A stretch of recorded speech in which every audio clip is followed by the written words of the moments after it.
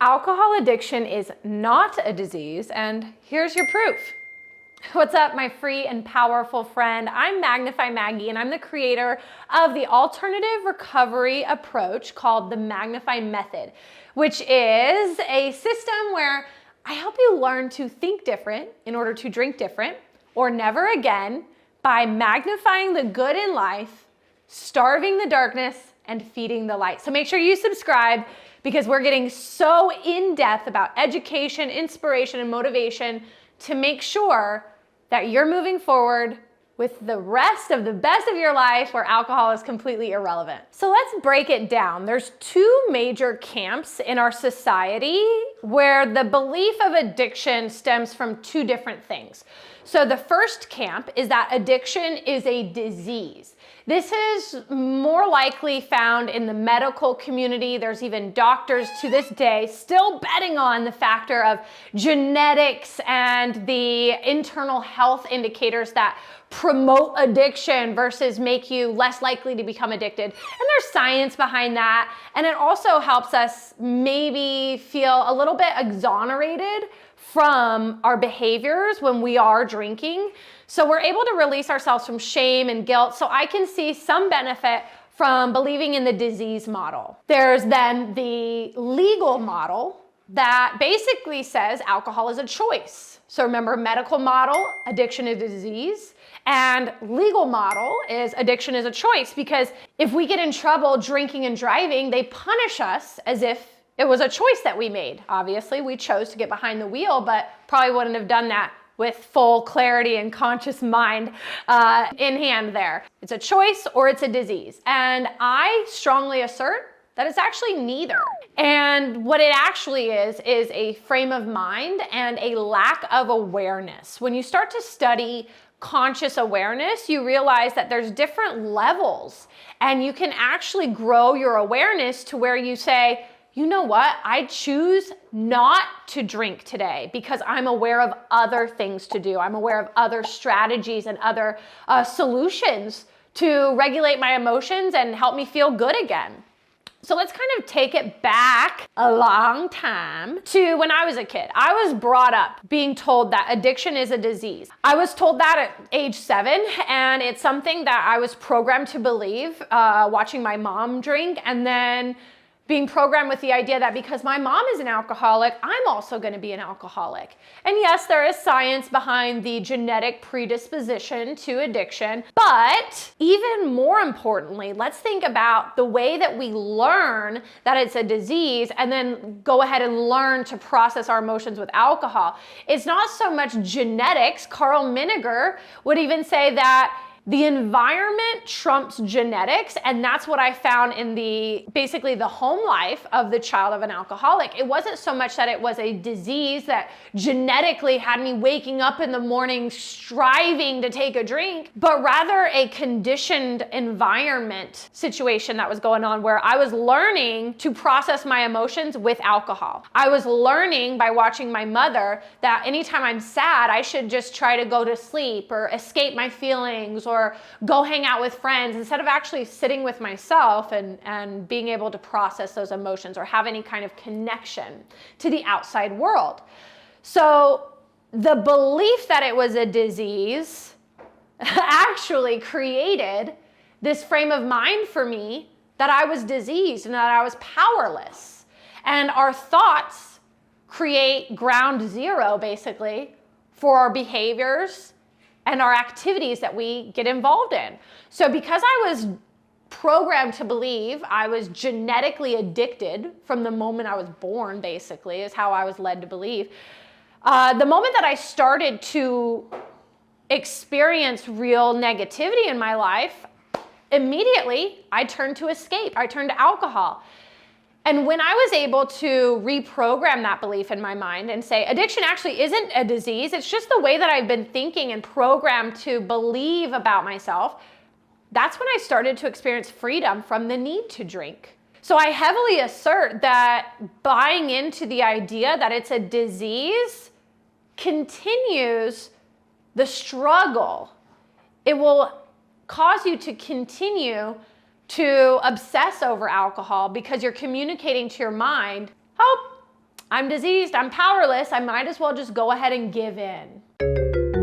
Despite the amount of doctors that to this day still claim addiction is a disease, one of the leading individuals in addiction study is Dr. Gabor Mate, and he dispels addiction as a disease or a choice. He says, of course it's easier to believe in the disease model because then that frees you from the shame and the need to go out and learn new programming, learn new thought patterns. If you can claim it's a disease, then you can basically wipe your hands clean of any guilt. And I really love that mindset, even though it is somewhat of a punch to the gut. Ow! At first, it actually is the starting point to get new results. He also says it's obviously not a choice because we don't choose to make these bad decisions. We don't choose to be in this pain. We just don't have the awareness of what to do different. And that's how I had this light bulb moment of, oh, lack of awareness. Lack of awareness is indicating a level of consciousness.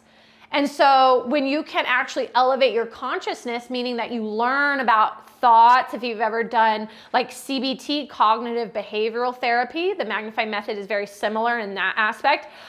You start to learn how your thoughts really change the way you feel. The way you feel changes the way you act. The way you act changes the results in your life.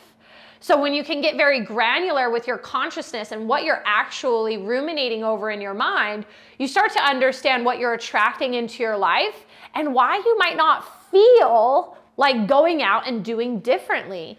If we are stuck in this rumination phase of, oh, I've done all of this wrong, I've hurt all of these people, I should probably go back and apologize and follow those really shameful, guilty steps that everybody else talks about, there's 12 of them, then you might feel like drinking more. You're gonna feel like you're in this cycle of emotions that you can't control. You're going to need to get control of the thoughts and turn them into a positive idea, a positive narrative, so that you're not operating on that simple level of consciousness anymore. And we're definitely gonna open up and talk more about this as far as levels of conscious awareness and how to actually expand your level of consciousness so that you're getting new results. I think that this is a really big missing link in recovery and in people's journey to be healthy again, mind, body, and soul. It's all about what we think about that changes our results. And addiction, from where I sit and what I see in my life and how my lives of my clients has transformed, it's a level of thinking. Dr. Joseph Murphy, to bring in another big hitter in the addiction realm, as well as the mindfulness realm, he wrote The Power of the Subconscious Mind, said that addiction is a disease of instability. He said that we are conditioned to react this way. Never once did he touch on genetics, oh, you have this type of genetic predisposition or this chromosome, or I don't even remember all the terms from biology class, but he never talks about that. Neither does Dr. Gabor Mate. It's all about behavior that stems from thoughts, and a lot of your thoughts are somewhat unconscious. You're not even consciously formulating them, you're just reacting. Like he said, you are programmed and conditioned to react this way. How are you reacting right now? By drinking, by being sad, by feeling defeated automatically, by imagining in the wrong direction. Those are all aspects of your conscious level. So as soon as you gain the conscious awareness, you really free yourself from the idea that addiction is a disease. Whew, that feels good to just brush that weight off your back and say, I am powerful. And then it makes you really powerful over the narrative that addiction is a choice, because you now say, well, I'm aware of the better choices to make. If you do believe that addiction is a choice more than a disease, and that has you feeling very defeated and very sad about the choices that you've made, give yourself some grace here, because you were programmed to believe that way. You were programmed to make those choices that you did in the past. Your current results are not a reflection of your potential, but of your programming.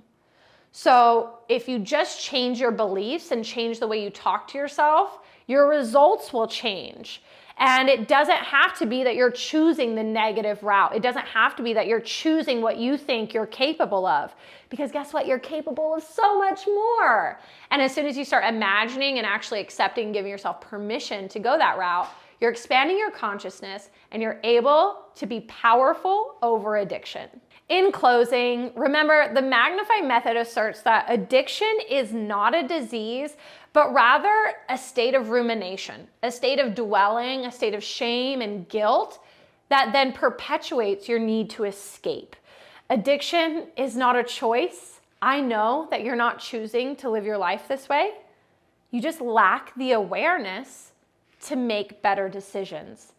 But that's why we're here, to help you make better decisions, to help you believe in your own personal power, to snatch that back, and to become in control of every aspect of your life. So if you loved these little mindset tidbits here, these tips and tricks and these different perspective shifts, then make sure you subscribe. And I want to hear your biggest takeaway. So make sure you drop that in the comment after you hit that subscribe button.